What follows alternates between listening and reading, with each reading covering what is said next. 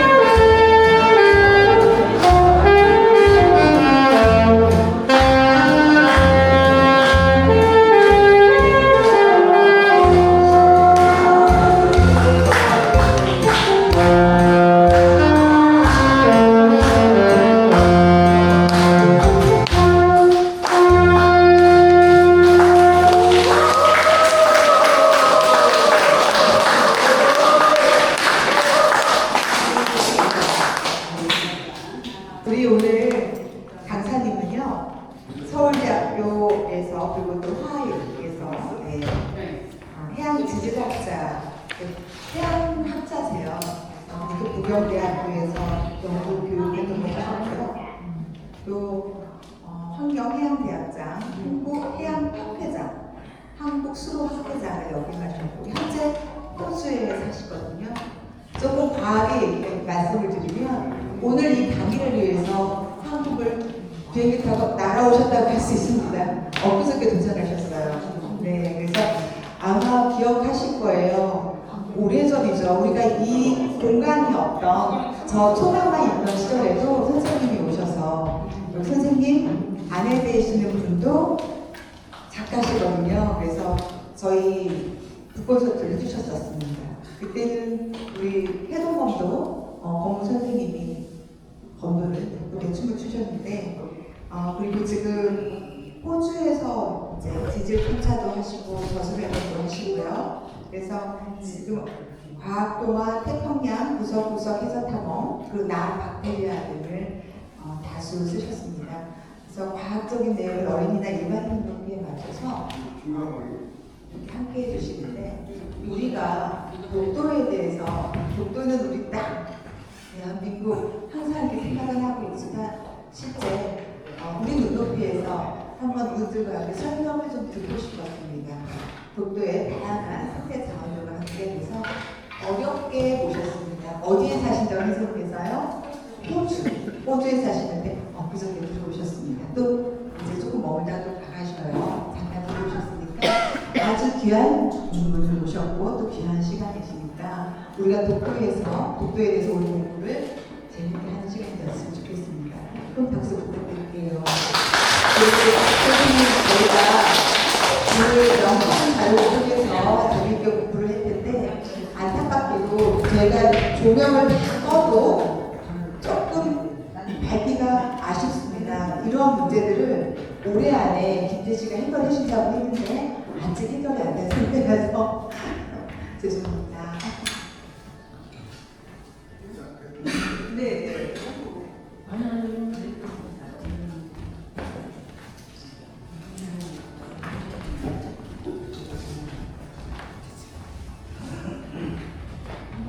안녕하세요.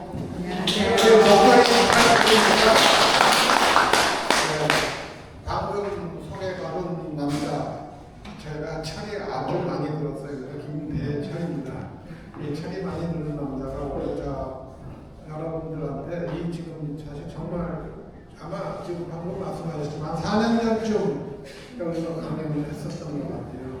이 역사적인 장소에서 이렇게 훌륭하신 분들을 모셔놓고 제가 한 말씀 드릴 수 있다는 게 굉장히 감사하고 이런 자리 마련해 주신 그 최원 선생님께 다시 한번 감사를 드리고 오늘 오신 분들한테도 감사를 드립니다. 이 특별히 딱딱하게 어려운 내용이 아니니까 이 강의를 듣고 나셔서 아무 때나 저한테 어떤 질문도 좋으니까 제 여자 관계만 묻지 마시고 그냥 질문해 주시면 되겠습니다. 자, 금방 소개해 받은 대로 제가 지금 혼자 지금 호주에 살고 있어요. 근데 이거 보시면은 왼쪽에 있는 친구는 잘 아실 거고, 지금 이 친구는 아시는 분도 있을 텐데, 에뮤라는 새인데 타조하고 똑같아요. 다른 하천입니다. 덩치도 그렇고 빠르기도 그렇고 한번 깨어나는. 근데 이게가 호주의 국장인데 이걸 호주에서 쓴 이유는 이 두 동물이 후퇴를 할 줄 몰라요. 전진을. 근데 사실은 신체 구조가 후퇴를 할 수 없게 되어 있는데 호주인들은 그 전진하는 모티브로 삼았던 거죠. 그래서 이제 호주의 국장이고, 자, 맨 위에 있는 인사말은 호주에서 흔히 쓰는 인사말입니다. 아마 미국 영어식으로 읽으면은 그 데이 메이트가 되겠죠. 메이트 친구잖아요. 호주식으로 읽어보겠습니다. 그 다이마이트. 메이트가 아니고 마이트예요. 다시 한번 정보 한번 해보세요. 그 다이마이트. 안녕하세요. 그런 뜻입니다. 굿데이. 좋은 날. 굿데이. 내 친구요. 그런 뜻이거든요. 호주에서는 뭐 이렇게 제일 흔히 쓰는 그런 표현 중에 하나죠. 자, 그러면 시작을 해보겠습니다. 호주 간단히 설명 하나 드리겠습니다. 엄청 넓은 땅입니다. 우리나라의 크기고요. 그다음에 호주에서 자랑하는 것 중에 하나가 전 세계에서 그 살기 좋은 도시, 식계 도시 선정하고 호주가 꼭 3개가 들어가요. 시드니, 멜번, 뭐저 아들레이드 해가지고 그래서 식계 도시 중에 3개나 들어가는 아주 그 대단히 그 살기 좋은 동네이기도 하고요. 그다음에 다문화 국가 우리나라에 대해서 굉장히 긍정적으로 생각하고 호주는 민족 차별을 하면은 그게 형사 책임을 질 정도로 엄격하게 하는 거. 호주 하면은 우리가 옛날에 배웠던 백호주의 생각나시겠지만 지금은 그런 나라가 아니고 이 다민족 다문화 이거를 굉장히 중요시하는 나라가 되어 있고요. 무엇보다도 경제적으로 호주가 우리나라 호주의 입장에서는 대한민국이 4번째 교역국이에요. 중국, 미국, 그다음에 일본 다음이 한국이거든요. 또 그다음에 더 중요한 게 있습니다. 이 지금 우리하고는 혈전이 6.25 때 뉴질랜드군하고 연합해가지고 가평 전투에서 중공군하고 아주 용감히 싸웠는데 희생도 많았어요. 그래서 지금 몇 년 전에 호주 그 시드니에 이제 여기 잘 안 보이시겠지만 경전철이 있습니다. 트램 거기에 저 한국 참전 75주년 기념해가지고 여기에 지금 여기 보면은 참전 군인들 사진이 있어요. 그거를 하고 다닐 정도로 이 한국전에 참전했다는 것 자체를 굉장한 영광으로 생각하는 우리한테는 아주 중요한 그 나라이기도 합니다. 자, 그럼 여기 지금 이 사진은 제가 사진을 찾다 보니까 예전에 여기 이 건물이 완성되기 이전에 제가 여기 한번 방문했던 적이 있는데 그때 사진인데 이 건물은 그때 없었죠. 근데 좀 많이 발전한 것 같아서 너무 보기가 좋습니다. 자, 이거는 여기 서울 수유동에 가면은 4.19 혁명 기념탑이 있어요. 이게 4.19 탑이라고 하는 거죠. 거기에 뒤가 지금 보이는 산이 북한산이고 이게 4.19 탑인데 거기서 조금 걸어 올라가면 이준열사 묘가 있습니다. 그래서 오랜만에 저는 옛날에 이 동네에 살았거든요. 젊은 시절에 학창시절에. 그래서 아주 너무 좋아서 따라 올라가다가 우연히 이걸 가르쳤어요. 군대사 박물관이라고. 이게 그 후에 생겨서 저도 처음 봤는데 여기에 뭐가 있냐면은 바로 그 동학혁명 얘기가 있습니다. 거기 지금 익숙한 문장이죠. 사람이 하늘이라 모든 나라 풍성하다. 우리나라 민중운동의 효시를 동학에서 여기서 찾고 있고 너무 반가웠어요. 그 다음에 주로 전시된 작품들은 이 3.1운동에 관한 자료들인데 그래도 동학을 갖다가 효시로 여기서 이제 선언을 합니다. 자, 여기까지가 이제 서론이고요. 본론으로 들어가 보겠습니다. 이 광복회라는 단체 아시죠? 독립 유공자들의 단체 지금 아마 이정찬 씨가 회장으로 하고 있는데 광복회의 호주 지부가 시드니에 있어요.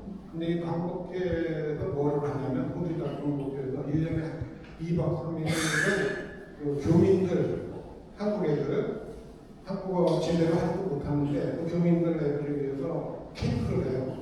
한국 캠프를 하는데 거기에 제가 매년 초청을 받아가지고 이 독도에 대한 얘기를 했어요. 그래서 이 제목을 그냥 영어로 읽었는데 지금 독도가 정말로 한국 땅이야. 자, 오늘의 가장 큰 이슈 중에 하나가 그겁니다. 우리 독도가 한국 땅인 거 다 아시죠? 맞습니까? 네. 증거가 있나요?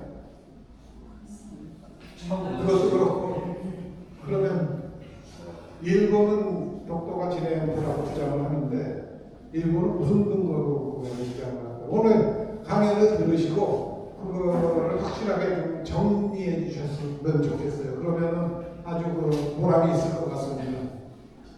자, 그래서 사실은 이런 내용을 제가 그냥 책으로 쓰는 거는 다 이미 다 알고 있는 거고 그래서 제가 이제 동화 형식으로 이 내용을 썼어요. 그게 지금 여기 앞에 보이는 지금 이 사진에 있는 우리는 독도 어벤져스라는 이 동화인데 호주에 사는 이 동물 셋이서 한국의 동해까지 이제 가가지고 거기서 이제 겪는 그런 내용으로 되어 있습니다. 그래서 이 4개의 챕터로 나눴는데 장으로 거기 한국에서 첫 번째가 한국하고 일본에서 받은 초청장 때문에 이제 동해를 가게 되고, 그다음에 가자마자 휘날리는 게 그 바다의 명칭이에요. 어떤 일본 쪽에서는 일본해라고 부르고 한국 쪽에서는 동해라고 부르고 왜 그렇게 되는지. 그다음에 대본절과 독도는 우리 땅이라는 거를, 한국 땅이라는 거를 이제 인식을 하게 됩니다. 그 과정이 얼핏 나와 있고요. 마지막으로 사실은 그건 이 책에는 거의 없지만 왜 그렇게 조그마한 바위섬 하나에 양국이 집착을 하는지, 바다에 있는 영토가 얼마나 중요한 것인지 거기에 대해서 간단히 말씀을 드리겠습니다. 잠깐만요.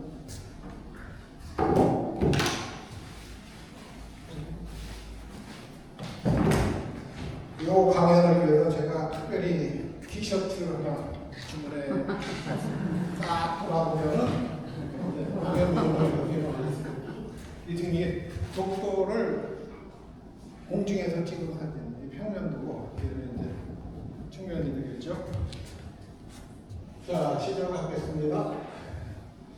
이 첫 번째 챕터가 두 개의 수상한 초청장이라고 했는데 한국과하고 일본과가 지금 보이시죠? 여기 아래. 거기다 보니까는 바다 이름이 한쪽에서는 동해, 한쪽에서는 일본에 어느 게 맞는데 이 셋이 단짝인 동물 친구들인데 돌고래하고 거북이하고 얘는 뭐 같은데 얘가 박테리아예요. 근데 얘가 우리의 생명을 가져온 박테리아입니다. 지구 최초 지구에 원시지구에는 산소가 없었어요. 근데 이 산소를 만드는 박테리아, 시아노박테리아에서 가장 오래된 이 생물 화석이 호주에서 발견이 됩니다. 35억 년 전. 그때 이전부터 얘는 그거를 갖다가 지구에 산소를 갖다가 만들어내는 정말 중요한 그런 역할을 했어요. 박테리아 하면 자꾸 병원 일으키는 세균으로 생각하지만 아시다시피 박테리아 우리한테 꼭 필요한 존재죠. 소화도 그렇고 당뇨도 그렇고. 자, 그래서 이 셋이서 이제 큰 마음을 먹고 여기 호주 서쪽인데 얘네들이 사는 데가 상어만 이런 거 정도 쭉 올라와서 이제 한국 동해까지 이제 진출을 하게 됩니다. 그래서 가자마자 뭐에 걸리냐면은 양쪽에서 이제 강력하게 동해냐 일본이냐 하고 이제 서로 이제 분쟁에 휘말리게 돼요. 그런데 이 얘기를 듣다가 보니까 갑자기 이게 생각이 난 거예요. 한국 측에 하는 주장을 들어보니까 고구려 시대부터 동해로 다녀서 한국은 동해라고 쓴 지가 2000년이 넘었다. 일본은 대부분 국가에서 현재 일본어로 사용하고 있다. 일본어로. 근데 일본해라는 이름이 나온 거는 그것보다 한참 후에요. 17세기 스페인 지도에 이제 일본해라는 이름이 처음 등장하기 시작합니다. 자, 누구 말이 맞나요?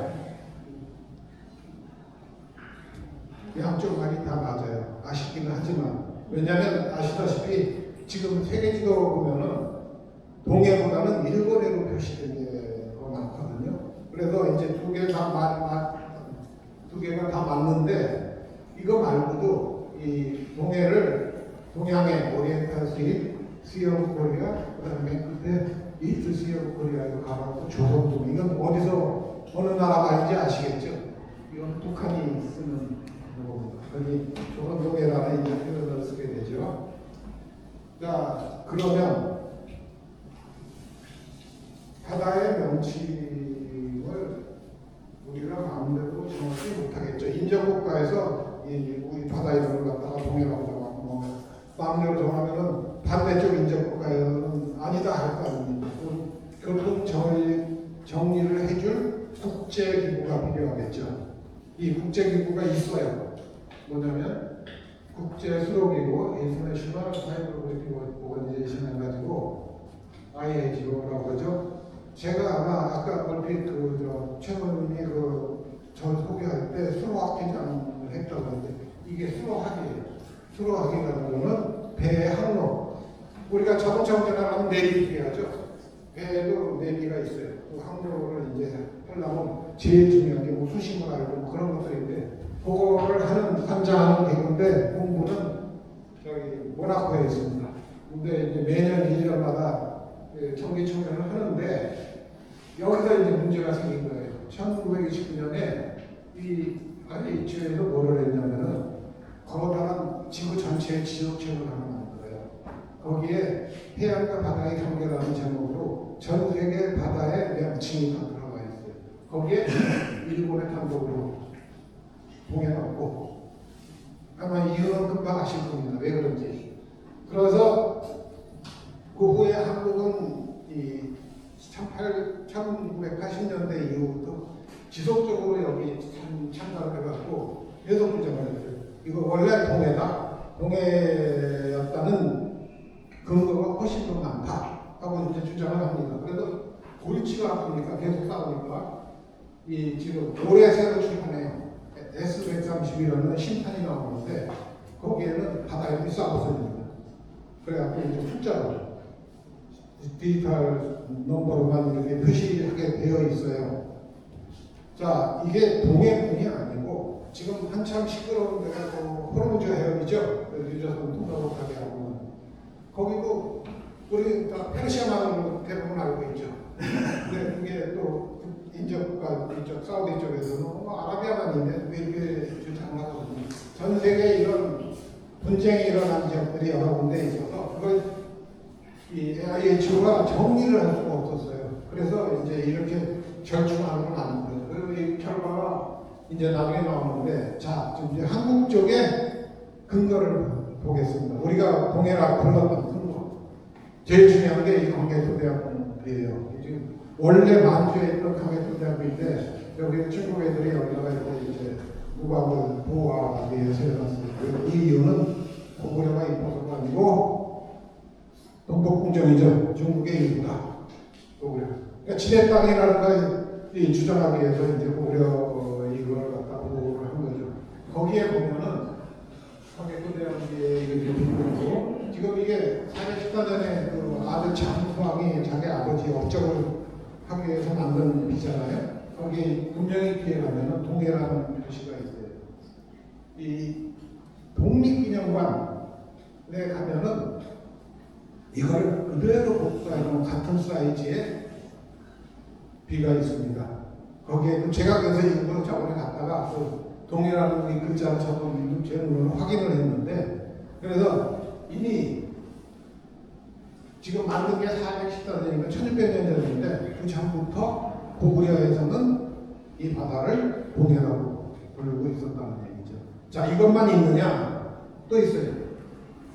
자, 성덕대왕 신종 신라 경주박물관에 있는 종입니다. 우리 아시다시피 이걸 다른 이름으로 부르죠. 에밀레종입니다. 에밀레종은 지금 여기 보면은 700년대에 이제 만들어졌고 이건 1300년 전에 만들어진 건데, 이 종에 보면 글씨가 써 있는 여기 아래쪽 그 동해라는 글씨가 있습니다. 그러니까 고구려 신라 뭐 우리 고대에 전부 동해라고 불렀어요. 그거 말고도 문헌으로도 나와 있습니다. 가장 오래된 역사책 한국사기. 한국사기에도 여기 보면은 이 동해라고 나와요. 우리 저 고구려 백제 신라의 삼국이라는 게 기원전 한 50년 전부터 시작을 했으니까 그때부터 이미 불렀다. 그래서 한국이 동해라는 명칭이 2000년이 됐다 하고 주장하는 근거가 여기에 있습니다. 그래서 이것만 보면은 너무나 명쾌한데 왜 그랬을까? 다 외우는 내용이죠. 을사늑약. 늑자는 굴레를 소의 굴레를 지은 거. 지금 아마 여기 계신 어르신들 저도 그렇고 뭘로 배웠어요? 을사 보조약으로 배웠어요. 그거 아주 잘못된 명칭이에요. 일본조차도 이거를 처음에 만들 때 이 한일 협약이라고 해요. 을사 보호조약이 아니고 나중에 이제 일본이 점령하면서 한국이 시끄러우니까 이것을 슬그머니 한국을 보호하기 위해서 만든 조약이다. 그래서 을사 보호조약으로 이름을 바꾼 거예요. 그 이제 우리가 해방에 사실은 제대로 역사가 정립이 되지 못해가지고 뭐 식민사관 어쩌고 그러는데, 그래서 이게 지금 을사보제하고로 우리는 배웠는데 지금은 전부 공식 명칭이 을사늑약입니다. 이 조약이라는 것은 국가와 국가 간의 합의잖아요. 그러려면은 양국 국가의 국가 원수 국정 최고 책임자의 서명이 있어야 됩니다. 근데 이거는 원천 무효예요. 왜냐하면 고종이 끝까지 서명을 안 하고 옥새도 짓지 않았어요. 지금 여러분들 아시는 을사오적 이완용을 비롯한 을사오적하고 일본 영사가 서명을 했다. 양쪽의 왕은 서명을 안 합니다. 그래서 원천 무효가 돼가지고 이걸 나중에 여기 지금 잘 안 보이는데 국제연맹이라는 기구 아마 들어보셨을 겁니다. 1차 세계대전이 끝나고 국제적인 기구가 필요해서 많이 실패를 했지만 국제연맹에서 역사상 효력 없는 조약 23개 중 하나로 됐고 그 다음에 2차 대전이 끝나고 나면 우리 지금 국제연합 유엔에서 역시 무효로 하면 이거는 무효가 될 수밖에 없는 게 이 양국의 국정 최고 책임자의 서명이 하나도 없다는 겁니다. 그래서 이제 처음부터 그러고 이 조약이라는 거를 자유로운 분위기가 아니고 억압해서 했기 때문에 그래서 이제 무효다라고 얘기를 합니다. 자 그러면 요거를 한번 보죠. 자 이거 아래가 이제 시간인데 1910년이면 한일합병 시절이죠. 여기서부터 이제 대한제국은 없어집니다. 45년까지. 근데 아까 말씀드린 국제수로기구 IHO의 지도책 초판이 1929년에 나왔습니다. 그럼 이제 답이 보이죠. 왜 그렇게 됐는지. 우리나라는 아예 없는 나라인데 당연히 일본이 일본에도 등록을 하지 동해로 등록할 리가 없잖아요. 그래서 이제 일본에로 등록하고 요 지도가 표준이 돼갖고 전 세계에 퍼져나갑니다. 이게 이제 국제기구니까. 그다음에 이 판이 37년에 만들었는데 물론 이때도 일제강점기가 되고 3판이 53년이면 해방 후지만 아시다시피 한국 전쟁 때입니다. 그리고 지금 목숨이 왔다 갔다 하는 판에 지금 뭐 거기 가서 동해 일본에가 중요한 게 아닌 상황이었죠. 그래서 그 후부터 계속 한국이 항의를 하고 난리를 쳐가지고 2020년 6년 전에 그러면 이제 새로 궤도를 만드는데 문제는 우리 자동차 내비게이션처럼 디지털 해도를 만든다. 제가 젊었을 때만 해도 배에 있는 해도는 전부 종이였어요. 차트로 된 거. 지금은 아무도 안 씁니다. 전부 자동차 내비랑 똑같아요. 디지털 된 것이고요. 거기에 이제 결정을 해갖고 올해 2026년에 이제 개발을 완료해서 거기 이제 아까 말씀드린 대로 새 지도에는 동해가 없어지고 일본에도 아니고 숫자로.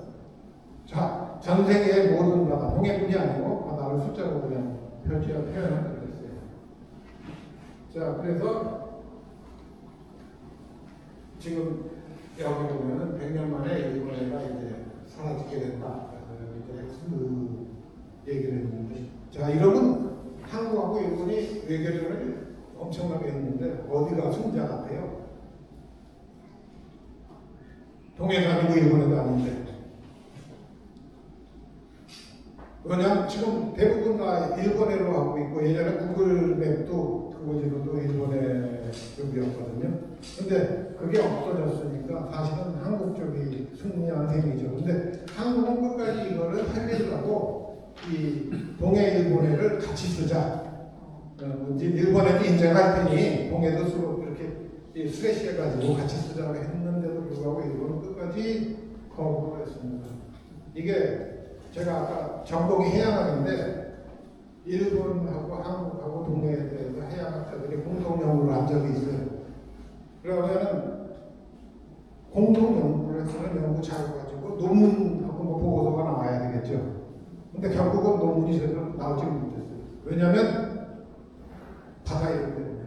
한국은 두 개 바다를 한국 학자가 제 쓴 논문이면은 동해 일본에 일본 학자가 쓴 거면 일본의 동해로 하자. 누가 봐도 합리적이잖아요. 근데 일본이 얼마나 지배한지 동해라는 동자가 들어가도 그 논문을 출판하지 못하게 했습니다. 근데 아마 이해를 못하실 정도로 일본이 지배합니다. 근데 그 이유가 이제 밝혀지죠. 자, 이제 세 번째로 이제 지금 오늘의 그 주목적이죠. 독도가 정말 한국 땅이냐? 자, 지금 이거는 우리나라 해양동물원이라는 데서 만든 이 수심을 가지고 만든 해저 지형 거예요. 그러니까 동해 바닷물은 싹 걷어내고 동면은 동해가 이렇게 생겼다는 겁니다. 그래서 이 지금 색깔 파란색, 이 녹색, 빨간색 이거는 수심별로 파란색이 제일 깊은데 이렇게 해서 얕은데 이제 여기 빨간색이 얕은데 됐는데 동해는 의외로 대단히 깊은 바다입니다. 수심이 2,000m가 넘어요. 그래서 이 동해에 지금 우리가 아는 울릉도 있고요, 독도 있고 여기도 조금 무슨 섬이 있고 그 다음에 주목하셔야 될 게 이쪽에 오키섬이라고 있어요.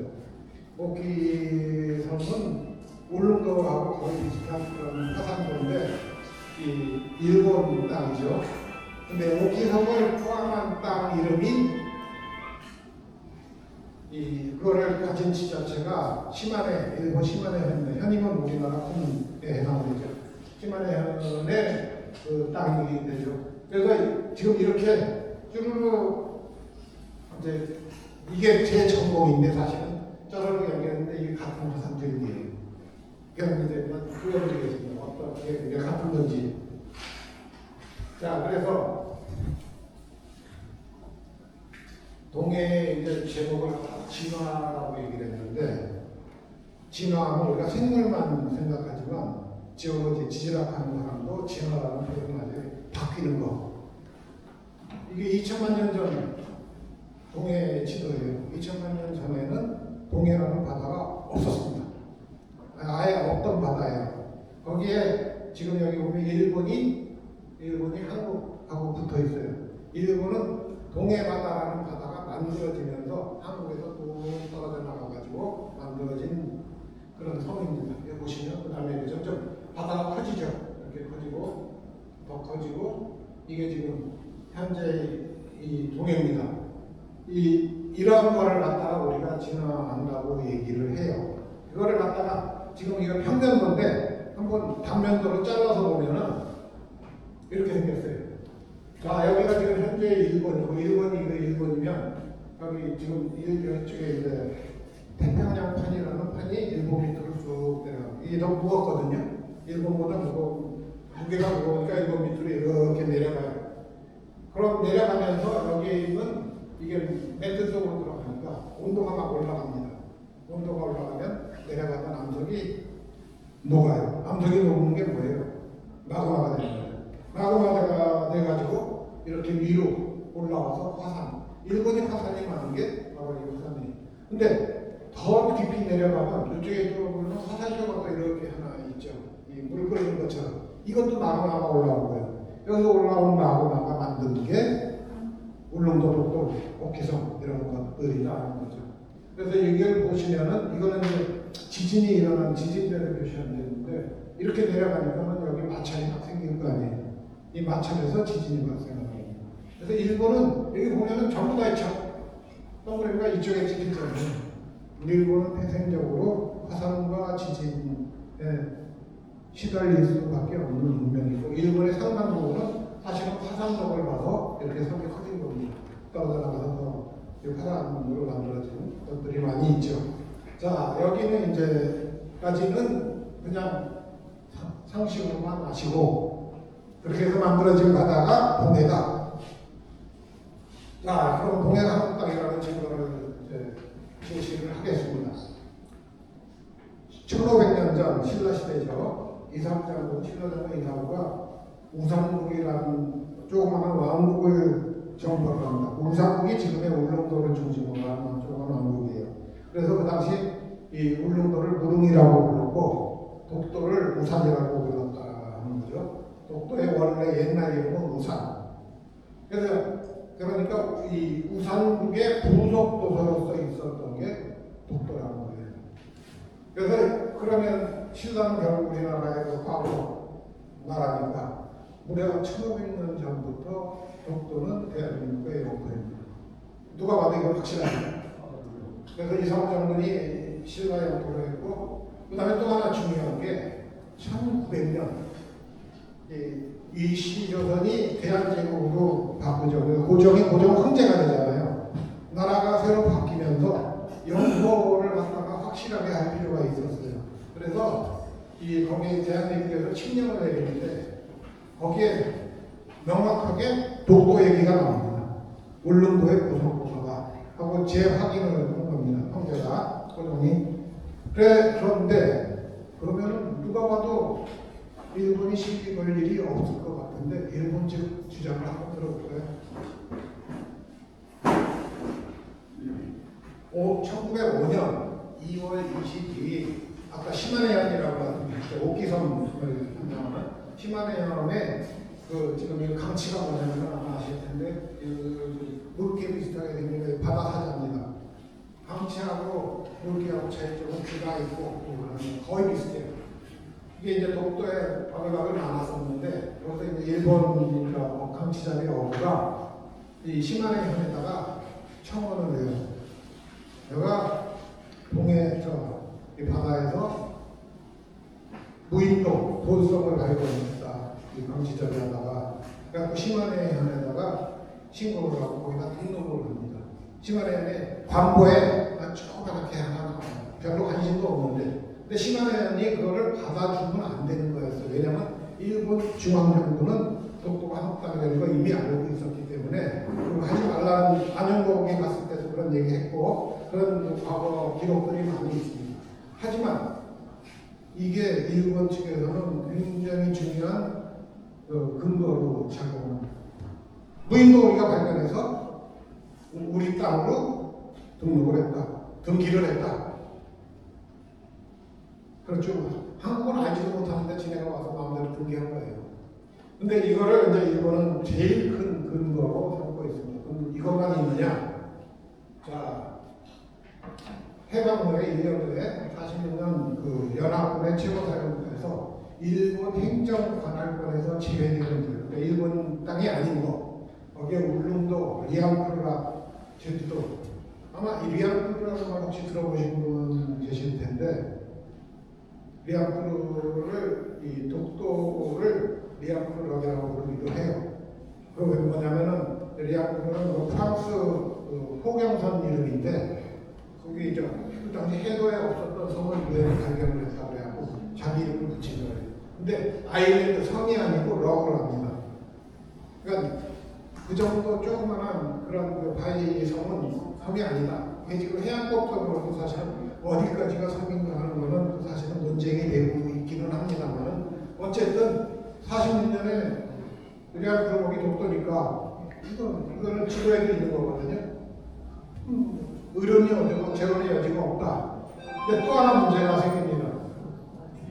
51년에 미국 샌프란시스코 강화의 평화회의라고 하는데 거기 조약이 맺어져요. 일본은 제주도, 거문도, 울릉도에 대한 모든 권리 및 청구권을 포기한다. 그것까지 좋아요. 그래서 일본이 거기서 뭐라고 얘기를 하냐면 봐라 이거 울릉도까지만 있지 독도라는 이름이 없지 않느냐. 그래서 한국이 거기다가 항의를 합니다. 독도를 넣어라. 뭐라고 하냐면 이게 지금 완전 공식적인 그런 기록이 아니고 이 비공식적으로 독도는 일본의 땅으로 남기는 것이 바람직하다. 왜 미국이 이런 얘기를 했냐면 그 당시 일본이 독도를 가지려고 어마어마하게 로비를 했어요. 그러니까 무슨 제안까지 했냐면 미국 해군 전투기가 떠가지고 폭격할 연습할 대상으로 우리한테 독도를 주면 이런 얘기가 우리가 무상으로 되지 마음대로 폭격하게 해주겠다 하는 얘기까지 할 정도로 일본은 독도에 대해서 요즘 표현을 하면 진심이었습니다. 이 독도를 갖고 싶어가지고 그래서 이제 이런 것 이게 이제 일본에서는 또 두 번째 이제 독도가 자기 땅이라고 다케시마라고 주장하는 근거로 작용하기도 해요.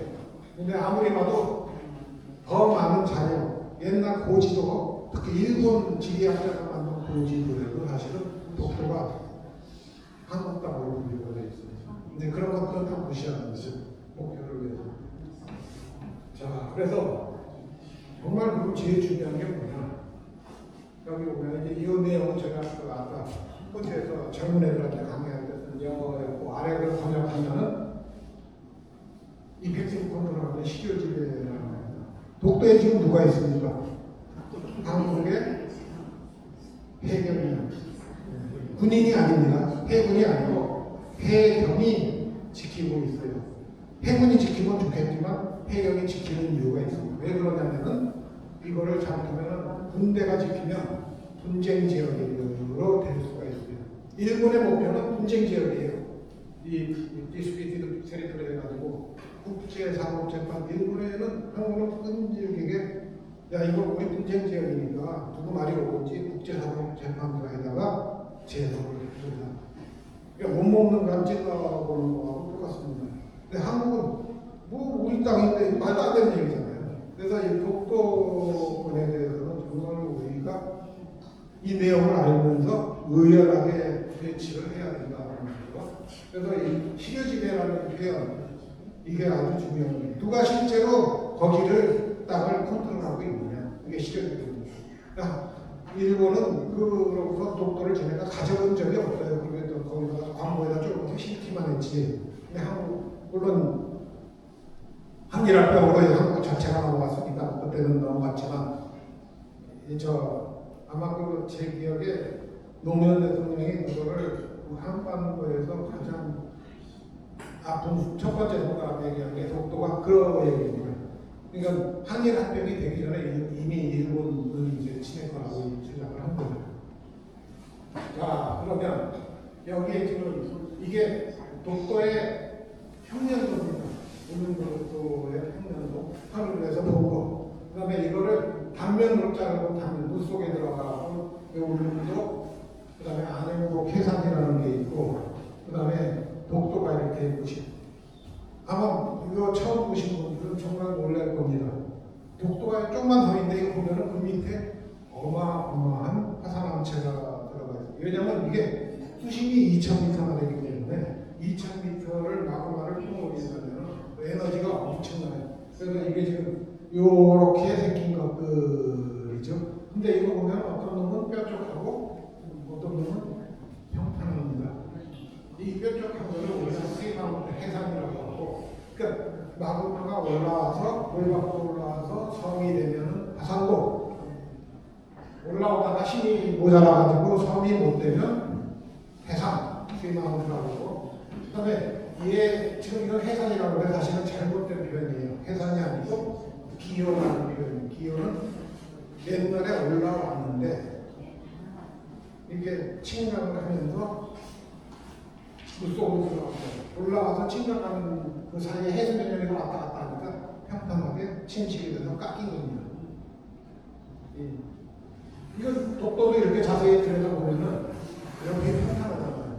근데 여기도 얘도 올라갔다가 그러니까 이 땅이 식으니까 마그마가 이렇게 부풀었다가 이렇게 오므라드는 그런 현상이에요. 그 다음에 이걸 보시면 잘 안 보이시겠지만 이게 뭔가 평탄하지가 않고 이렇게 우측을 줄이 보일 거예요. 혹시 그거 보이세요? 줄 같은 게 이렇게 세로로. 그게 뭐냐면은 우리나라 해양조사원 그 탐사선이 왕복 이렇게 하면서 그거를 요즘은 바다 해전에는 어떻게 하냐면 스캔을 해요. 스캔해가지고 이제 수심으로 스캔 자주입니다. 근데 중요한 거는 이걸 우리나라에서 만든 거예요. 일본 쪽 자료가 있느냐? 없습니다. 여기 올 수가 없어요. 그 이유를 제가 이제 설명을 해드릴 텐데 이게 굉장히 중요한 거예요. 우리가 여기를 조사할 수 있는 권리가 있다. 권리가 없다. 그게 지금 아까 시효지배하고 바로 연관되는 거죠. 근데 여기 지금 보시면은 해저 지명은 누가 만들어요? 이게 지금 해저 지명이거든요. 이 물속에 있는 거 안양목 해상 지명 이것도 만드는 기구가 있어요. 그 국제 해저 지명 소위원회라고 해가지고 한국 사람도 한 사람 거기에 위원으로 끼어 있습니다. 근데 지금 여기에는 신용태 이사부 회사로 되어 있는데 사실은 현실은 어떻게 되어 있냐면 신홍태 기호라는 거는 우리나라에서만 쓰는 표현이에요. 이게 저 위원회에서 크게 논쟁이 붙었어요. 일본이 강력하게 반대를 합니다. 여기 영토 분쟁 지역이기 때문에 이렇게 이름을 붙이면 안 된다. 또 이사부 여기는 더 일본 쪽이죠. 오른쪽으로 갈수록 일본 그 오키섬 쪽으로 가니까 이 이사부의 경우는 일본에서 순여태라는 이름을 예전에 붙여놨어요. 그런데 이 해저지명위원회에서 해저지명 명칭을 얻으려면 여기 해저에 여기에 대한 이런 아주 자세한 자료가 필요합니다. 일본은 자료가 없어요. 우리는 이제 자료를 제시하고 지금 우리 이제 이름을 이렇게 붙이고 형식적으로 이게 붙어지면은 그 전 세계 해도의 이름이 그냥 들어가는 거거든요. 굉장히 중요한 내용인데 지금 일본은 끝까지 지금 그걸 물고 늘어지고 있어서 지금 이런 문제가 생긴다 하는 거죠. 자, 조금 하나 더 일본의 만행을 말을 하겠습니다. 전범기 전쟁 범죄를 일으킨 나라의 국기죠. 그래서 이거는 뭐 독일 나치기 하켄크루치 이거는 뭐 다 아시는 거고 일본도 아마 이거 많이 보셨죠. 독일기라고 하는 거. 일본의 원래 국기는 동그라미 하나잖아요. 이거는 일본 군인들이 쓰는 국기예요. 해군이 쓰는 거 이것도 있었는데 조금씩 디자인이 달라요. 하지만 어쨌든 이게 지금 일본의 우길기고 2차 세계대전 때 일본이 이 깃발을 들고서 다른 나라를 침략을 했어요. 일본은 지금 이게 지네 나라 그냥 군대 국기라고 우기는데 이게 지금 보면은 2차 대전 때 독일 해군하고 일본 해군이 지금 똑같이 기 걸어놓고 파티한 그런 사진 중에 하나입니다. 이거 뭐 빼다 박도 못하는 전범기라는 제도 중에 하나죠. 자, 현재 일본 이건 맨 쪽에 있는 거는 2차 대전 때 일본 사진이고 현재 일본 군함에 이걸 하고 다녀요.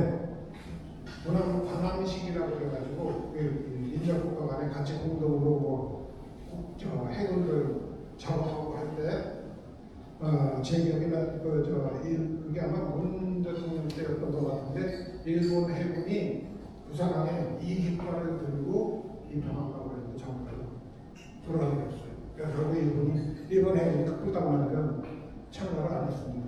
이 깃발이라는 게 엄청나게 중요한 거죠. 여기서 보시면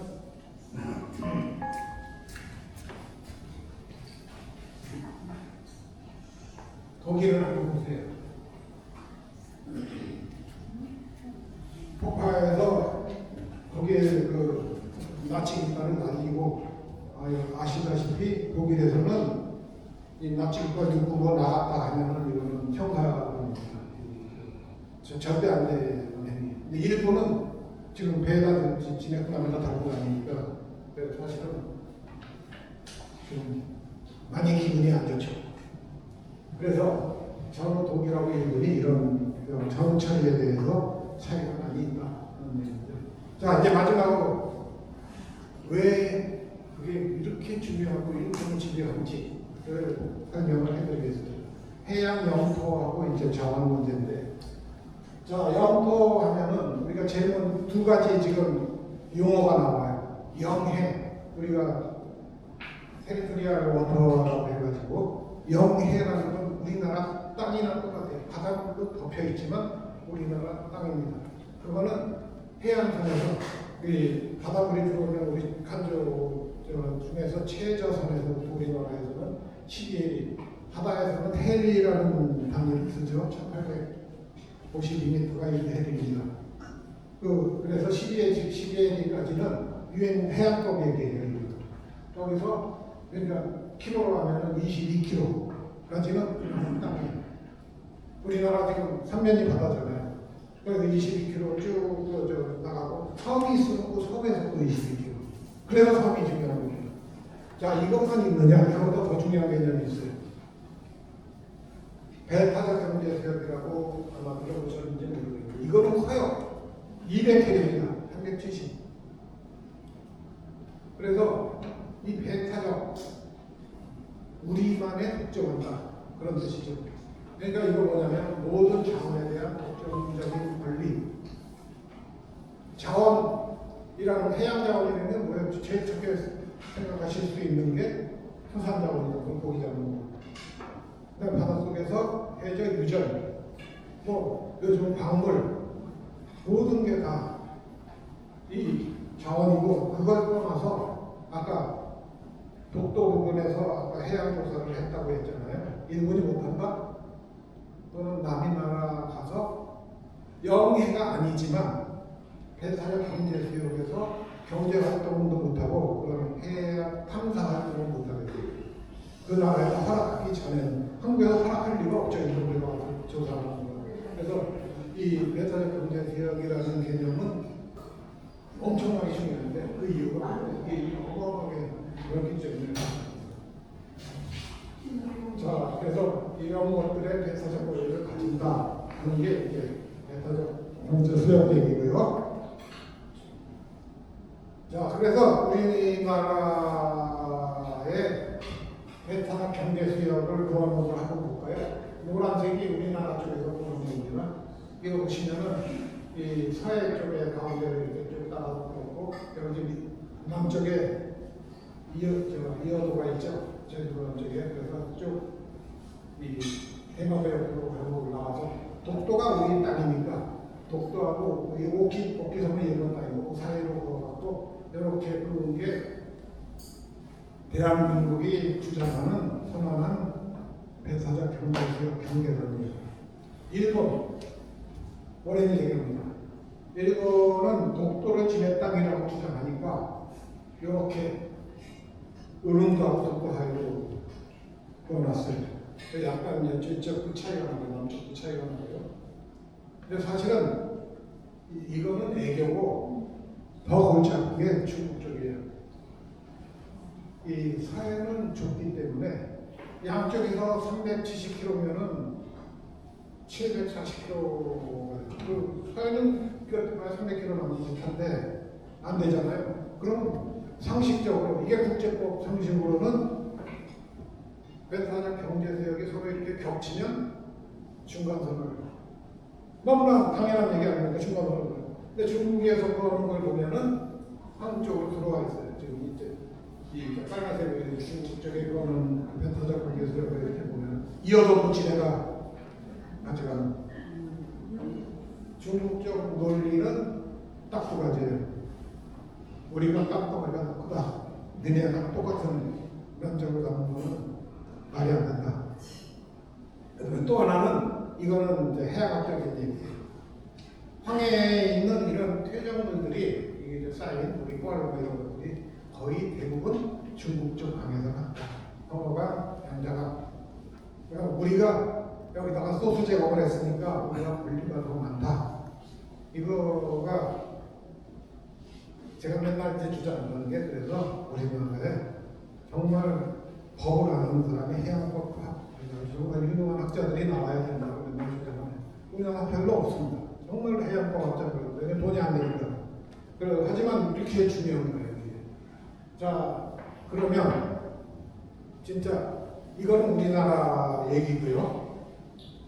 이 배타적 경제 수역을 뺏김으로써 어떻게 되는가를 한번 좋은 예를 제가 보여드리겠습니다. 자, 1923년 로잔은 스위스에 있는 도시인데 로잔에서 터키하고 그 다음에 지금 튀르키예에서 터키하고 유럽하고 조약을 하는 거죠. 1923년이면 어떻게 되냐면은 터키의 원래 전신은 오스만 터키 왕정이었죠. 왕정 제국이었죠. 그게 이제 왕정이 무너지고 민주공화국이 됩니다. 그게 이제 바로 요식인데, 근데 아시다시피 터키가 그때 오스만 터키 시절에는 엄청나게 강해갖고 유럽 전체가 동부 유럽, 발칸 반도 대부분이 다 터키에 오겠어요. 그러니까 이제 국경선을 이제 새로 그어야 돼요. 자, 국경선을 그어야 되는데 이걸 보시면 지금 이게 지금 맨 왼쪽에 있는 그림이 이 터키하고 유럽 사이의 현재의 국경선입니다. 그러니까 터키의 국경선이 상당 부분이 유럽 쪽에 이렇게 있어요. 자, 이쪽에 지금 전부 다 아시는 유명한 이름의 보스포러스 해협입니다. 그래서 보스포러스 해협의 동쪽은 우리가 보통 아시아라고 하고 이 서쪽은 유럽이라고 하죠. 터키한테 양자택일을 하게 만듭니다. 왜냐하면 터키라는 그 나라가 그 당시 유럽이 하도 터키한테 시달렸기 때문에 공공의적 비슷했어요. 그래서 터키를 압박을 했는데 어떻게 했냐면 둘 중에 하나를 골라라. 지금 현재 우리 터키의 영토인 이 유럽적 이 영토를 가질 거냐? 이거를 만약 안 갖고 포기를 하면 우리가 지금 여기가 지금 지중해 중에 에게해거든요. 에게에 있는 섬을 이제 상당 부분 터키가 가져갈 수가 있었어요. 터키의 선택은 지금 현재 결과는 유럽적 땅을 갖겠다. 왜냐하면 터키 가보신 분들은 아시겠지만 이 보스포러스 해협에 있는 데가 터키의 신사도죠. 이스탄불이 거기에 있죠. 그 다음에 사실은 유럽적 서쪽에 이스탄불의 구시가지가 그쪽에 있어서 터키는 죽어도 그거를 포기할 수 없는 중요한 땅이었어요. 그래서 요거를 갖다가 성을 내주고 이 땅을 갖다가 차지하는 그 결과가 어떻게 되느냐 이렇게 돼요. 지금 여기는 흐려서 잘 안 보이는데 여기에 있는 이게 에게해인데 에게해의 거의 모든 섬이 그리스령이 됩니다. 그리스하고 터키는 한국의 일본하고 살았어요. 그리스가 터키한테 오스만 터키한테 식민지 생활을 했었고 지금도 아마 축구할 때 보면 사대 결단하고 나가서 합니다. 그러니까 그리스 입장에서는 유럽이 막 끝대주고 대신 바로 지금 바로 코앞에 있는 조그만 섬들이 많은데 이게 몽땅 그리스령이 되는 거예요. 그러면 금방 우리가 배운 배타적 경제수역 개념에서 봐서는 두 나라의 배타적 경제수역의 그 경계선이 바로 터키의 해안선 그러니까 터키 입장에서는 바로 앞에 보이는 섬인데 이게 그리스 섬인 거예요. 미치 노릇 정도로 숨쉬기가 어려울 정도로 답답합니다. 근데 문제는 또 여기가 이쪽 남쪽에 있는 지금 석유가스 유전이 발견이 되거든요. 그러니까 그렇지 않아도 의로라고 알고 있는데 지금 이거 물치가 많아요. 지금 이 빨간 선은 뭐냐? 열받은 터키가 우리 이건 말이 안 된다. 여기다 손을 넣자. 배타적 경제수역의 선을 갖다가 임의로 이렇게 그어놨어요. 근데 이건 국제법적으로 완전 무효입니다. 왜냐하면 이 안에 전부 그리스 법들이기 때문에 터키가 이걸 가져갈 수가 없어요. 힘으로 뺏어가기 전에는. 근데 그리스도 만만치 않은 나라잖아요. 그래서 이게 지금 가장 대표적으로 섬이라는 게 얼마나 중요한지 한번 제가 질문을 해볼게요. 그러면 전 세계에서 이런 배타적 경제수역으로 가장 넓은 나라가 어디인가요? 상식적으로 해가 지지 않는 제국을 건설했던 영국, 미국이 아니고 뭘까요?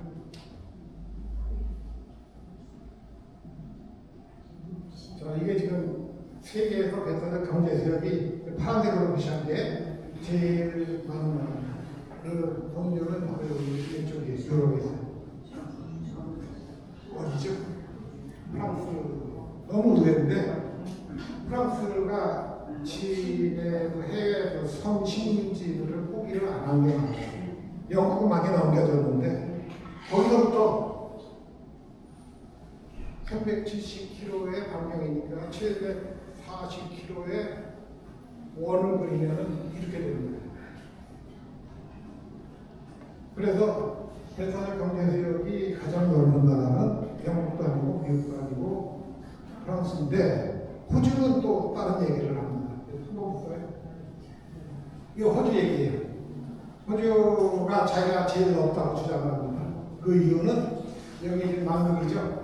남극 이쪽 땅을 호주가 자기 땅으로 주장을 해요. 그래서 거기서 또 배타적 경제수역은 이만큼 넓어지니까. 근데 문제는 이게 국제적으로 인정을 못 받아요. 왜냐하면 남북조약에 의해서 남북은 어느 나라도 같이 못하게 돼 있거든요. 그러니까 이제 호주는 이제 그런데 여기 재밌는 것 중에 하나가 호주도 어마어마하게 먹습니다. 그러니까 세계 3위에 해당될 정도로 이걸 빼고도 여덟 국에서 넓은데 자 여기 보면은 이 호주의 남쪽에서 남북 사이에 맥코리 아일랜드라는 조그마한 화산도가 있어요. 운동보다도 작은 섬이에요. 이 섬을 가짐으로써 해서는 이제 여기 이만큼을 갖게 됩니다. 제가 이 맵을 보면서 가만히 있어라 그게 아니고 만약에 옥기섬이 없으면 동해가 어떻게 될까 하고 생각을 해봤어요. 그래서 그림을 그려봤더니 이렇게 됩니다. 일본 옥기섬이 없다면 우리나라 땅보다도 훨씬 넓은 동해 전체가 우리나라 멘토 경제수역이라는 거 너무 좋잖아요. 그래서 섬이라는 게 지금 섬 영토라는 게 아무리 작은 섬이라도 중국이 섬도 아닌데 거기다 세멘트 부어가지고 가운데로 인공섬 만들고 하는 이유가 국제적으로는 인정을 못 받지만 바로 이 이유 때문에 그런 거죠. 이게 지금 그래서 해양 영토 개념이 굉장히 중요합니다. 우리나라 지금 이거 아니더라도 우리나라의 배사장 경제 수요 면적만으로도 우리나라 땅 면적의 4.5배. 네, 그래서 이런 데 좀 관심을 가져주십사 하고 제가 말씀을 드리는 거고요. 자, 저 오늘 강연을 요약하겠습니다. 이 일본해라는 명칭은 일제 강점기 시절에 일본이 등록했고 이거를 국제수로기구 명칭을 부여하는 국제기구가 공식으로 채택을 했기 때문에 일본해가 이 우세하게 됐다는 얘기고 지금은 이제 없어졌다는 것입니다. 두 번째, 독도가 어느 땅이냐 하는 것은 독도는 벌써 신라시대 1500년 전부터 우리 공식적으로 얘기했고 그 다음에 대한제국 칙령 이거는 이 대한제국이 만들었는데 고종황제의 칙령에 독도가 울릉도와 그 부석도서 이렇게 명명히 공시가 되어 있습니다. 그다음에 일본 지방정부가 표명은 알고 있었기 때문에 알았는데 지금 일본 지방정부가 이렇게 잘못된 판단을 했는데 일본은 지금 그걸 근거로 자기장이라고 아버지를 쓰는 거죠. 네, 마지막으로 지도 하나 보여드릴게요. 세계지도 꼭 아마 보셨던 분들은 많은데요. 세계지도를 꼭 보면요. 우리나라 여기인데 우리나라가 중심처럼 보이지 않나요? 바다가 얼마나 중요한 존재인지를 잘 모르시는 분들이 많아요. 우리나라 지금 수출을 먹고 살죠. 내륙국이라고 생각을 해보세요. 우리가 몽골처럼 중국, 러시아 눈치를 봐야만 한국까지 도달한다? 그러면 절대로 지금 현재 대한민국에 도달할 수가 없습니다. 우리가 정말로 자연스럽게 한면의 바다의 담가였기 때문에 자유롭게 배로 전부 물동량의 90% 이상이 전부 배로 이루어지 해운으로 이루어지잖아요. 그래서 제가 해양학을 공부했지만 정말로 이 바다의 중요성이라는 것은 우리 국민들이 잘 인지를 하고 계셨으면 좋겠습니다. 그래서 오늘 강연은 여기까지 하겠습니다. 이 독도가 우리나라입니다. 혹시 질문이 있으시면 지금 주셔도 좋고 나중에 개인적으로 주셔도 좋습니다. 이걸 마치겠습니다.